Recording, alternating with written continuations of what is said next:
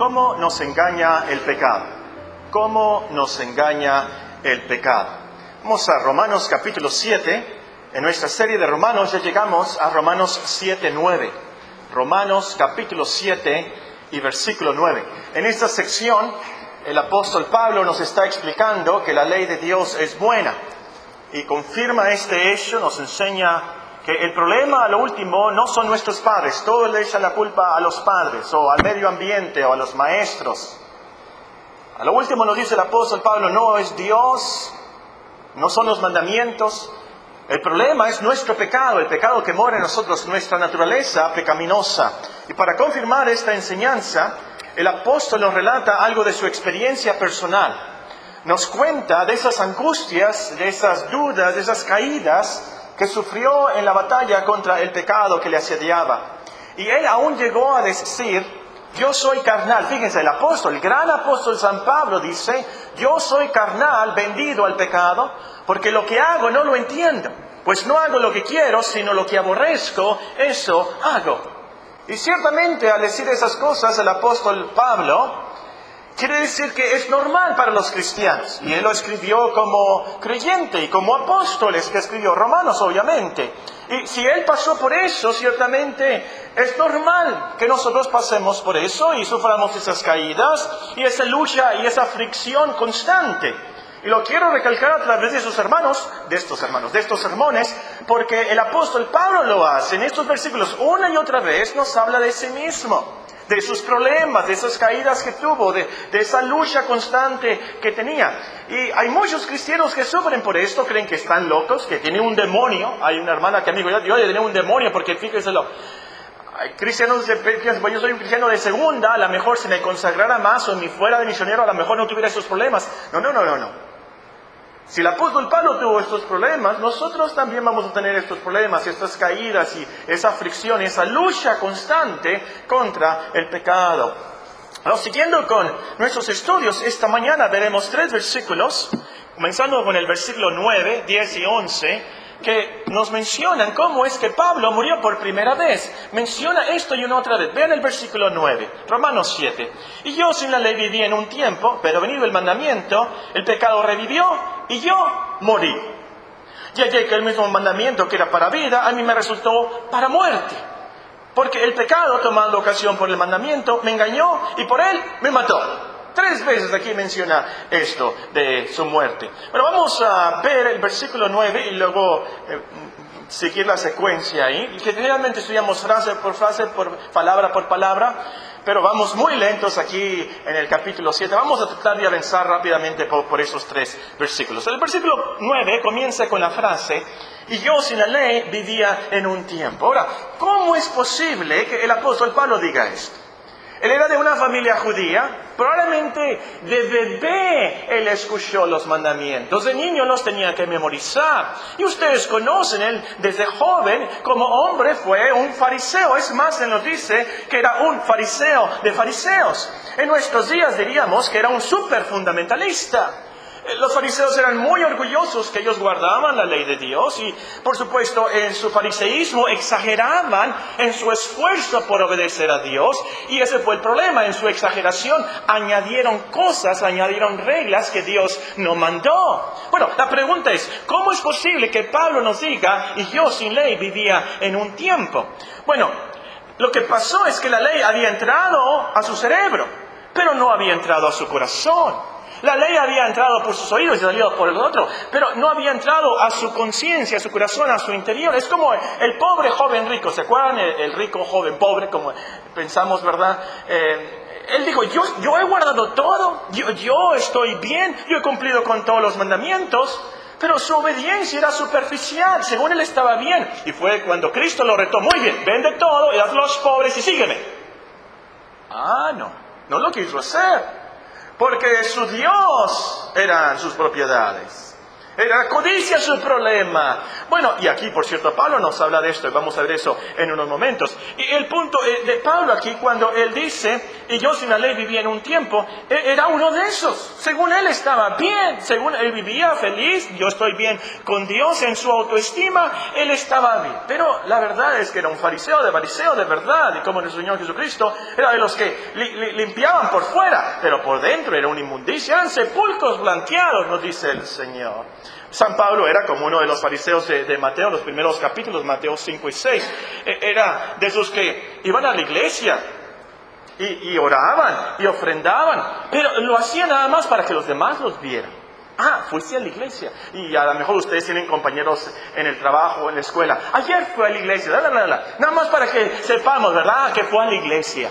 Y era uno de esos. Yo ofrendo, y vean, y hay mucha moneda para que haga mucho ruido ahí en la caja, y ofrendan, y todas esas cosas, pero para que los hombres los vean. Y según su estima, está bien, es lo que quiere Dios. Y él muy bien pudiera haber sido el fariseo orgulloso de Lucas 18, del pasaje que leímos. Doy gracias a Dios que yo no soy como los otros hombres. Yo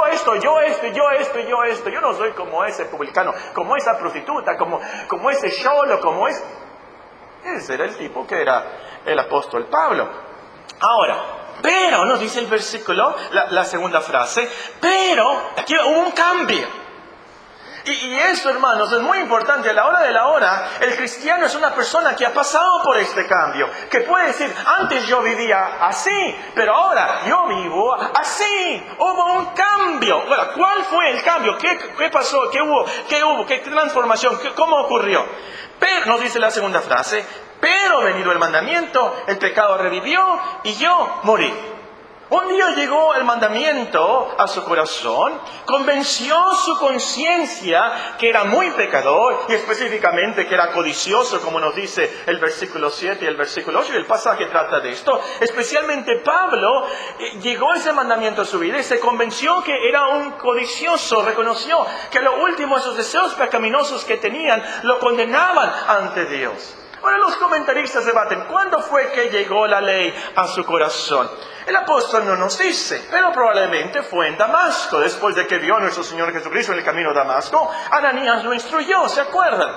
Muy probablemente esos días fue cuando pasó esto. Pero qué bueno que pasó. Y el caso es que al llegar al mandamiento, entonces su pecado, nos dice aquí, su naturaleza pecaminosa se manifestó, revivió, dice el apóstol. Y el mandamiento había dicho, dice, no codiciarás. Y su pecado, su naturaleza pecaminosa, por dentro decía, codicia más. Codicia más, codicia más. Bueno, ya vimos esto, no tenemos que repetir esto. ¿Cómo es eso que el pecado mora en nosotros y nos hace que queramos las cosas que nos prohíben? No te comas ese tamal, no te comas esos tamales, son para la cena. Y por dentro se nos hace agua la boca. Uno nada más. Y lo deseamos. Y es esa codicia, ese deseo que nos condena, dice el apóstol Pablo. Aprendió eso el apóstol Pablo. No puedes tener relaciones antes de casarte. Y el pecado revive, la concupiscencia despierta. Y al reconocer la maldad de esos deseos carnales, esos pensamientos, eso nos mata. Como dice aquí el apóstol San Pablo, y yo morí. Ahora, ¿qué quiere decir con esto? ¿Qué quiere decir que el apóstol murió? Obviamente no quiere decir que murió físicamente, que su corazón dejó de latir, que los pulmones dejaron de respirar, que hubo una muerte cerebral. No quiere decir eso, por supuesto. Se refiere que al reconocer que el mandamiento realmente prohíbe el pensamiento, el deseo interior, entonces eso lo mató, le quitó el autoengaño que él tenía, que estaba vivo, que estaba bien con Dios, por las obras superficiales que estaba haciendo. En otras palabras, al entender verdaderamente el mandamiento, no codiciarás, se dio cuenta qué tan pecador era ante Dios. Porque conocía de su corazón y su conciencia confirmaba que había muchas cosas que hacía mal en sus pensamientos, que quería y que eran cosas malas. Y ahí quedó su autoestima. Sabía que era culpable, miserable, quedó como muerto, nos dice el apóstol Pablo. Yo morí. Así como Nabal. ¿Se acuerdan de Nabal y Abigail, la mujer tan sabia y tan bella? Nabal, después de que sale de la borrachera, Abigail le dice lo que había pasado con David. Y nos dice la Biblia que Nabal desmayó su corazón en él y se quedó como una piedra.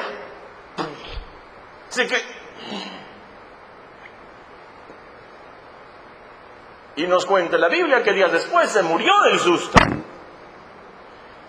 Así Pablo se dio cuenta de su maldad, lo que había pasado, el peligro que se encontraba ante Dios santo, santo, santo, y quedó como muerto. Cuando la ley lo convenció, ¿qué tan pecador era realmente? Fue entonces que descubrió que el mismo mandamiento, y lo que nos dice el versículo 10, véanlo, el mismo mandamiento que era para vida, resultó para muerte. Al principio, Dios había dado la ley para vida. Dios dijo, haz esto y vivirás. A los que apuntan pueden escribir ahí Romanos 10:5. Los mandamientos son para vida, son buenos, justos, santos, por supuesto. Dios no nos dio los mandamientos para enviarnos al infierno, por supuesto que no. Esa no fue la intención de Dios. Pero ese mandamiento que era para vida, resultó para muerte, nos dice el apóstol Pablo. Y en el versículo 11 nos explica cómo es que sucede esto. Versículo 11. Porque el pecado, tomando ocasión por el mandamiento, me engañó y por él me mató. Ahora, el apóstol repite aquí que la prohibición del mandamiento despierta el pecado. Ya lo hemos visto, lo ha repetido el apóstol. Pero aquí agrega otra cosa. Que el pecado logra esto engañándonos. Porque el pecado, tomando ocasión por el mandamiento, me engañó. O como dice Santiago, me sedujo el pecado. Vayamos ahí a Santiago, el capítulo 1. Santiago, el capítulo 1. Y nos dice el versículo 12. Santiago 1:12. Voy a comenzar a leer ahí. Santiago 1:12.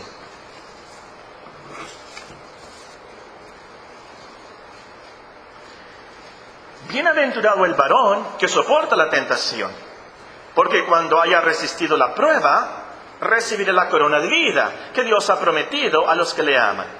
Cuando alguno es tentado, no diga que es tentado de parte de Dios.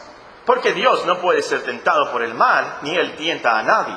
Sino que cada uno es tentado cuando de su propia concupiscencia, ese deseo, esa naturaleza pecaminosa, esa concupiscencia, es atraído y seducido. Entonces la concupiscencia, después que ha concebido, da luz el pecado, y el pecado, siendo consumado, da luz la muerte. Amados hermanos míos, no erréis. Ahora, aquí tenemos una lección muy importante. Nos vamos a estacionar aquí por unos momentos. Esto es algo muy práctico y muy útil para todos nosotros. Aquí, de hecho, tenemos uno de los secretos para vencer el pecado que nos asedia. Lo que tenemos que hacer es vencer ese engaño, vencer esa seducción. Ahora, para lograr esto, tenemos que descubrir cómo es que el pecado nos engaña. Si descubrimos cómo es que el pecado nos engaña, entonces vamos a estar preparados la próxima vez que nos trate de engañar. Muy bien, es lo que vamos a ver. Es el corazón del mensaje. ¿Cómo es que el pecado nos engaña? Número 1. El pecado nos engaña haciéndonos pensar que si hacemos algo físicamente, entonces estamos mal, entonces pecamos. Pero si hacemos y pensamos algo mentalmente, no hay problema. Y es lo que el apóstol Pablo descubrió, que el deseo, la codicia en sí era el problema que él tenía. Pero el pecado nos engaña haciéndonos pensar que, por ejemplo, la envidia no está mal porque nadie nos ve.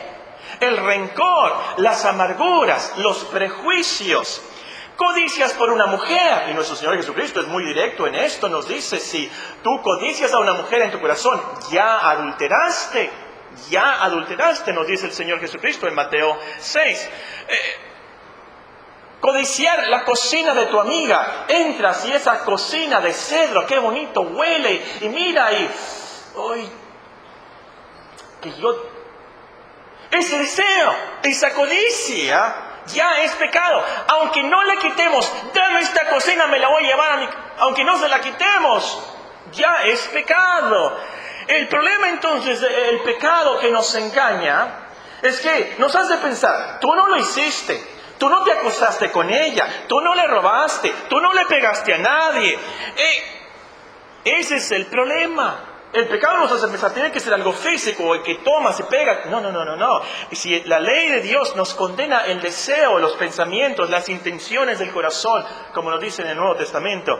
Y créanme, muchos van a estar en el infierno que nunca se drogaron, que nunca mataron, que nunca se emborracharon, pero van a estar en el infierno por sus pensamientos, por sus codicias, por la intención de su corazón. Entonces, mucho cuidado con esa artimaña del pecado, y nos quiere engañar así. Número 2, el pecado nos engaña haciéndonos pensar que no nos va a pasar nada si pecamos. El pecado nos engaña, nos miente, nos seduce, haciéndonos pensar, no te va a pasar nada si lo haces. Así comenzó todo el problema del hombre. ¿Se acuerdan? La serpiente le dijo a Eva, ¿con qué Dios ha dicho? ¿Se acuerdan? ¿Con qué Dios ha dicho? No moriréis. No te va a pasar nada, no te preocupes, no te vas a morir. Satanás le estaba diciendo, no te preocupes, Dios no te va a castigar. Dios es muy bueno, no te va a castigar. No, la verdad es que después vienen los dolores, los remordimientos, los problemas, la enfermedad, la muerte eterna. El pecado nos engaña diciendo, no te va a pasar nada. Mucho cuidado, amigos. La Biblia nos dice, la paga del pecado es muerte. Todo pecado tiene su consecuencia. No le hagas caso al pecado cuando te dice, ¿sabes que Dios es muy bueno? Dios es amor, no te va a castigar.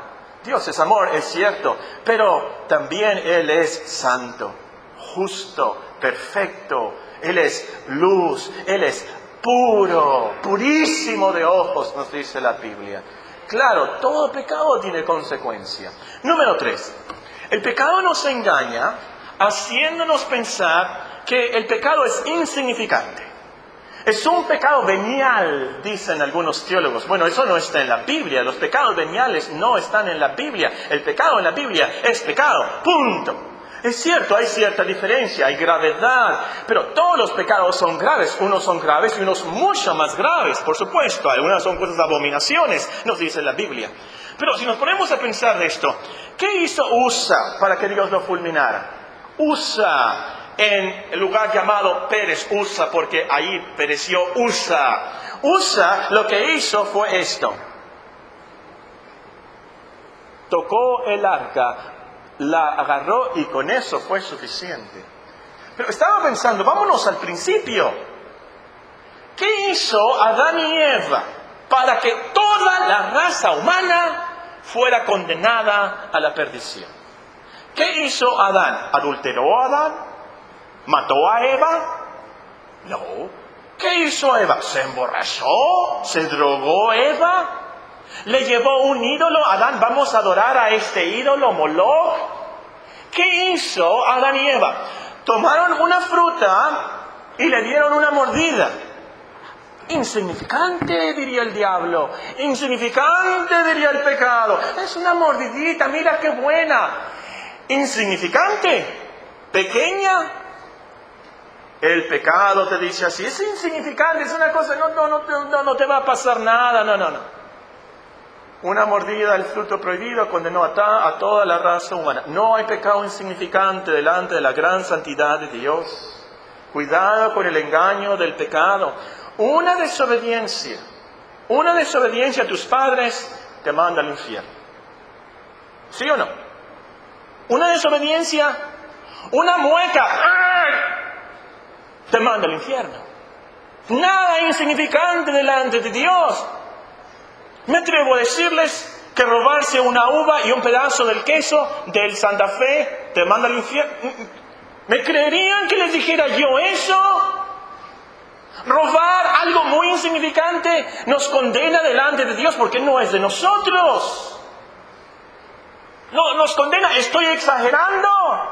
Pero ¿saben qué? Eso es lo que pasa. No me quieren decir amén, porque el pecado dice, no es nada eso, hombre. Todos se roban las uvas, que el pedazo de queso estaba tan malo de todas maneras. El pecado, hermanos, nuestra naturaleza pecaminosa nos hace pensar. Son cosas insignificantes. Ahora, quiero pisar aquí algunos callos. La insumisión a tu esposo es insignificante. que le gritas a tu esposa es insignificante. El enojo en la escuela, en el trabajo, es insignificante. Un taco de más es insignificante, un taco de más es insignificante. Ven a dónde voy. El pecado nos está engañando, hermanos. Nos está diciendo esas son cosas insignificantes, no hay que tomarlas en cuenta, no es para tanto. Tú puedes tomar la Santa Cena, no te pasa nada. Ah, sí. Entonces, ¿sabe lo que está pasando? Tenemos un Dios muy chiquito. No tenemos al Dios de la Biblia. Porque el Dios de la Biblia es infinitamente santo. Y Él no pasa nada. 0, 0, 0. Número 4.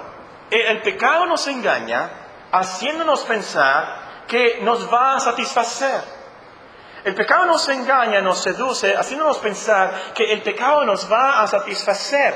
Verás, haz esto, qué suave te vas a sentir. Lo vas a disfrutar mucho. Y lo haces y quedas vacío. Te sientes mal. Hay remordimientos. Realmente no es lo que tú creías que iba a ser. No hay una satisfacción real. Pero esa breve emoción se quita. Se acaba. Y luego vienen los dolores del alma. Especialmente para los cristianos. Número 5.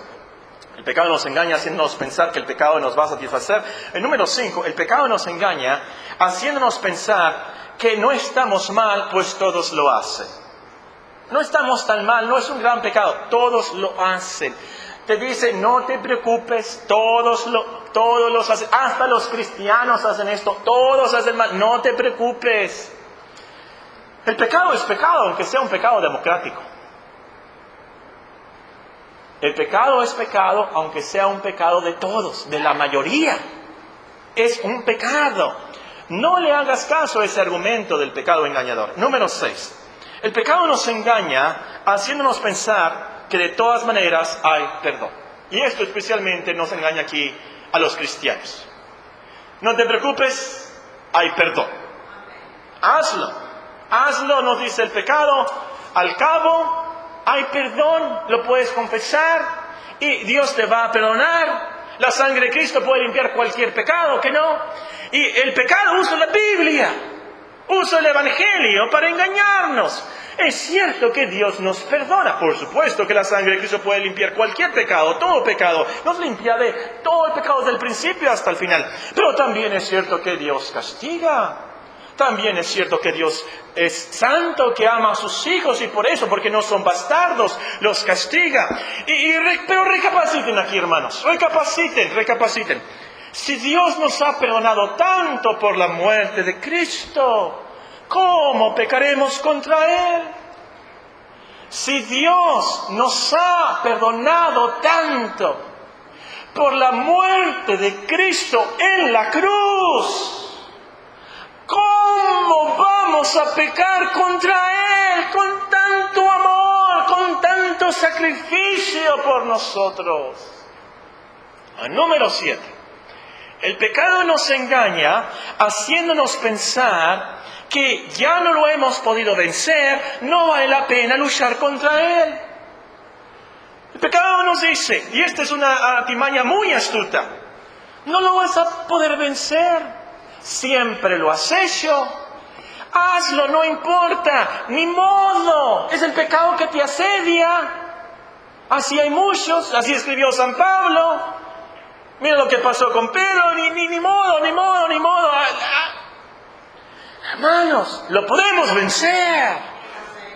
Lo podemos vencer. Hay victoria en Cristo. Nos podemos esforzar por vencerlo. Con la ayuda del Espíritu Santo lo vamos a vencer. No más de esto en el capítulo 8. Y el punto es, no le hagamos caso al pecado cuando nos dice, ni modo, este pecado que te asedia, siempre lo has hecho, nunca lo... No. Claro que sí, lo podemos vencer. Pero vamos a suponer que no lo podemos vencer. Por amor a Cristo, a nuestro Salvador. Hay que esforzarnos, hay que trabajar, laborar en nuestra salvación con temor y temblor, como nos dice el apóstol Pablo. Y no vamos a aventarnos nada más así como si fuera algo común y algo que nosotros disfrutamos. Aquí está la diferencia entre el que es cristiano y el que no es. El que no es cristiano, pues sí es cierto, siempre lo ha hecho y siempre lo voy a hacer, ni modo, y lo disfruto porque lo disfruto. Pero el que es cristiano, no, qué feo es esto, Dios mío, ayúdame. Señor, no me metas en tentación, mas líbrame del mal, Señor, ayuda. Esa es la diferencia. Bueno, número 8, perdón. El pecado nos engaña haciéndonos pensar que somos fuertes y no nos va a afectar. El pecado nos engaña haciéndonos pensar que somos fuertes, muy fuertes, vamos a vencer el pecado, eso no nos va a afectar. Pues les tengo muy malas noticias. El pecado es mucho más fuerte que nosotros. Estaba leyendo, ayer o antier, un comentario del Dr. Lloyd Jones, un predicador británico excelente, Londres. Él era un médico de corazón, un especialista del corazón. Dios le llamó, lo transformó y se convirtió en uno de los grandes predicadores del siglo XX. Bueno, el caso es que estaba leyendo algo de lo que escribió él y dice él, y me puso a pensar, el poder número 1 en el universo, el que tiene todo poder es Dios. El poder número 2 es el diablo. El pecado, nos dice, el pecado. Y esto es muy cierto. El pecado, nuestra naturaleza pecaminosa, es el número 2, es poderosísima. Nuestro pecado, el pecado de esa naturaleza pecaminosa, tumbó a Eva. Ahora, esto es increíble para los teólogos, y los teólogos no pueden explicar esto. ¿Cómo es que una mujer santa, inocente, en el paraíso, la tumbó el pecado? ¿Cómo es posible? Ya entendemos más después cómo es que tumbó a Noé. Pero aún así, ¿cómo tumbó a Moisés? Noé había visto el diluvio. Moisés había visto el Mar Rojo. Sinaí. Había visto cara a cara a Dios. ¿Cómo es posible que el pecado es fuertísimo, hermanos? Tumbó a Sansón, el hombre más fuerte. A David, el hombre, el rey según el corazón de Dios. Salomón, el hombre más sabio. Lo tumbó. Pedro. Y podemos seguir ahí la lista. Y todo hombre ha sido tumbado por el pecado. ¿Cómo dices tú? Yo soy muy fuerte, yo puedo vencer esto. No. Nuestra actitud, hermanos, al entrar en la tentación, que nunca sea yo soy más fuerte que esto. Yo puedo ver esto, a mí no me va a afectar. Yo puedo hacer esto, a mí no me va a afectar. Yo soy fuerte, yo puedo ir allí, yo puedo hacer esto. No, ese es un engaño del pecado. Especialmente como cristianos podemos pensar, yo con la ayuda de Dios, con la ayuda del Espíritu, yo soy muy firme, yo puedo... No. Salomón fue cristiano, muy sabio, mucho más sabio, infinitamente más sabio que cualquiera de nosotros. Y cayó muy feo. Cuidado con esa actitud. Número 9. El pecado nos engaña haciéndonos pensar que nuestros pecados son virtudes. Ahora, ¿qué quiero decir con esto? El pecado nos dice, es que tú eres muy ahorrador. Tú tienes la virtud de ahorrar. Tú cuidas mucho tu dinero. La verdad es que eres un tacaño, avaricioso, codicioso, materialista. Pero el pecado nos dice, es que tú eres muy ahorrador. Nos engaña, nos seduce, vistiendo nuestro pecado, disfrazando nuestro pecado con algo bueno. Nos dice que somos muy francos. Es que tú eres muy franco. Tú eres muy directo con las personas. La verdad es que tú eres cruel. La verdad es que no tienes la sabiduría y la bondad de hablar con amor. Pero el pecado te dice es que tú eres muy franco. Nos dice, es que tú eres muy comunicadora. Tú sabes hablar muy bien. Tú aprovechas tu talento para tener compañerismo. Eres muy comunicadora. Eres una chismosa. Hay una gran diferencia. ¿Ven cómo el pecado nos puede engañar poniendo esos pecados y esas maldades como virtudes? Nos dice que nos vestimos muy bien. Es que te tienes que vestir muy bien para el trabajo. La verdad es que somos vanos, materialistas, lujosos. Nos dice, es que tú eres muy motivador. Tú motivas muy bien a las personas. Tú animas muy bien a los hermanos. La verdad es que eres un lisonjero. Hay que tener mucho cuidado con esto, hermanos. Porque el pecado puede disfrazar nuestras maldades como si fueran virtudes bíblicas. Y nosotros caemos ahí. En penúltimo lugar, el pecado nos engaña haciéndonos pensar que es algo natural. Nos dice, es que son tus hormonas. Dios te hizo así. Todos los hombres hacen esto, todos. Es que así son las mujeres, te dice el pecado. No, esto no es natural. Y muchos le echan la culpa a las hormonas. Pero Dios nos creó buenos y santos. El pecado, nuestra naturaleza pecaminosa es algo anormal. No caigamos en esa tentación, especialmente jóvenes. Mucho cuidado con esto, porque he escuchado a predicadores y en cierto sentido están bien. Pero lo que pasa es que le echan la culpa a las hormonas y a la juventud en vez de echarle la culpa al pecado. Ya después vamos a ver en la realidad y vamos a llorar con Job y con David. Señor, perdóname los pecados de la juventud. No dice, perdóname las hormonas de la juventud. Es el pecado. El pecado nos dice que esto es algo normal. Son las hormonas. No. Lo natural es que seamos santos. Lo natural delante de Dios es que nos esforcemos para hacer lo que agrada a Dios. Número 11. El pecado nos engaña haciéndonos pensar que los pecados de los cristianos nos excusan. Ustedes probablemente han escuchado este argumento una y otra vez. Es que todos los cristianos son unos hipócritas.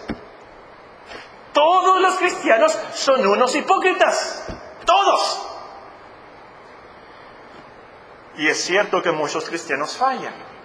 Es cierto que hay hipócritas en la iglesia. Pero eso no te excusa para nada. Porque dime tú, ¿Cristo fue un hipócrita? Claro que no. ¿Cristo falló? Claro que no. Y a lo último, Dios va a juzgar a los cristianos. Claro. Y Él te va a juzgar a ti personalmente. Y cuando llegue ese día, tú no vas a poder decir, es que todos eran unos hipócritas. Porque Dios te va a decir a ti, y tú entonces, ¿por qué tú fuiste un hipócrita? El pecado nos engaña, nos seduce en esto, nos miente. Haciéndonos pensar, los pecados de los demás, es que mi papá hizo esto, y mi mamá hizo esto, y mi hermano hizo esto, y que la hermana hizo esto, y que el vecino hizo esto, y es que el patrón hizo esto, y el pastor hizo esto, y le echan la culpa a todos y se excusan, pensando, pues yo puedo hacer esto. No. Mucho cuidado con ese engaño. En último lugar, el pecado nos engaña haciéndonos pensar que nos lo merecemos. ¿Qué quiero decir con esto? Nos dice, ya trabajaste mucho. ¿Cómo has trabajado esta semana? Tú has sido un buen cristiano, hasta fuiste al culto de oración. ¿Sabes qué? Tú has sufrido mucho en la vida. Tú mereces algo de descanso, de entretenimiento. Tú mereces este pecadito, mira, es chiquito. No te preocupes, tú te lo mereces. Tú te lo mereces. Tú has trabajado mucho. Tú has dado mucho, tú has sufrido mucho. ¿Sabes qué? Tú te mereces esto, definitivamente te lo mereces. Y por dentro decimos, es cierto, yo me lo merezco. ¿Cómo me lo merezco? La única cosa que nos merecemos es el infierno. Que nacimos en pecado y todos los días pecamos. No nos merecemos nada. Y créeme, en el cielo no hay comisión de derechos humanos. Créeme, no hay comisión de derechos humanos. Y créeme, en el cielo, por más protestas que hagas y me voy a poner en huelga de hambre, o voy a juntar a toda la gente y todos los del infierno los voy a juntar en una protesta contra Dios. Déjame decirte, en el infierno, en el cielo, vamos a ver la majestad de Dios. Y nos vamos a poner a llorar. ¿Cómo es posible que yo pequé contra mi Creador? ¿Cómo es posible que yo pequé contra Él, quien dio a su Hijo como el Cordero de Dios, que quita el pecado del mundo? ¿Cómo es posible que yo hice esa tontería, esa vanidad? No valió la pena, y ahora la eternidad sin Dios. La última frase de nuestro texto, Romanos capítulo 7, el versículo 11, nos dice: y por Él me mató. Porque el pecado, tomando ocasión por el mandamiento, me engañó, y por Él me mató. 3 veces en esos versículos el apóstol nos dice esto. Versículo 9, yo morí. Versículo 10, a mí me resultó para muerte. Y en este versículo, y por Él me mató. Y esto a lo último fue algo muy bueno. Muy, muy, muy bueno. Porque Pablo reconoció que estaba mal. Que estaba muy mal. Que estaba muy grave. Allí Dios destruyó su falsa autoestima por el mandamiento: no codiciarás. Pablo reconoció: yo soy culpable. Estoy espiritualmente muerto. Muerto estoy. Soy tan débil, no puedo librarme de este pecado, ni del castigo del pecado. Estoy muerto, estoy perdido. Y eso fue lo que lo llevó a tener la actitud del publicano de Lucas 18. Cuando él entonces pensó: Dios se propició a mi pecador. Dios se propició a mi pecador. O como dice en inglés: Lord, be merciful to me, a sinner. Señor, ten misericordia de mí, pecador. Señor, perdóname, ayúdame, sálvame. Si voy al cielo va a ser por tu pura misericordia. Ten piedad de mí. ¿Ha pasado usted por ese punto?